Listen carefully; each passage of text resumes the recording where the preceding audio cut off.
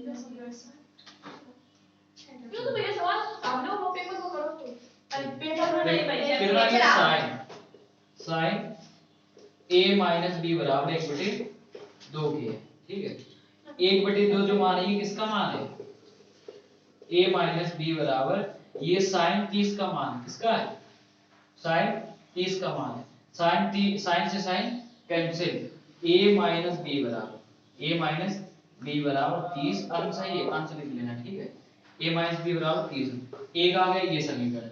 दूसरा क्या दिया गया है कि cos a plus B, cos a plus B बराबर 1/2, तो ये cos a प्लस बी और बराबर ये किसका है? cos 60 का मान, तो cos 60, cos से cos cancel, a plus B बराबर 60, ये आ गया तुम्हारा दूसरा समीकरण। अब क्या लिखना है तुम्हें? समीकरण 1 और समीकरण 2 को जोड़ने का, समीकरण 1 और प्लस 2, ठीक है। ये करने के बाद क्या आ जाएगा? a माइनस बी बराबर 30 अंश और a प्लस बी बराबर 60 अंश। इन दोनों जब आपस में क्या कर देंगे? जोड़ देंगे, तो a b से b कैंसिल हो जाएगा, a 2a, ये कितना हो गया?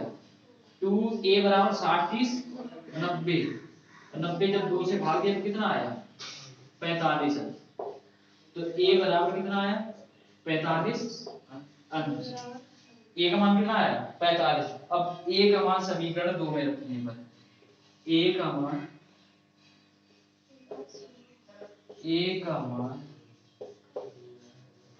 समीकरण 2 में रखने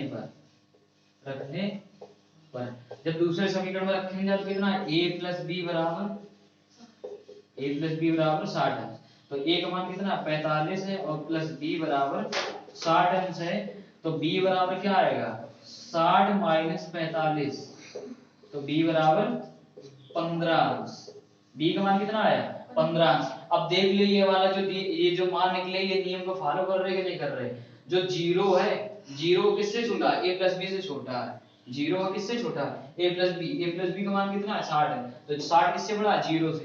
दूसरी कंडीशन क्या थी? a प्लस बी और किसके बराबर है और छोटा है, या तो बराबर और या है छोटा है 90 से।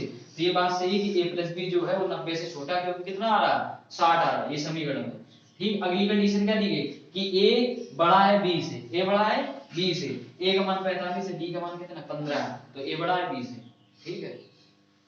नोट करो।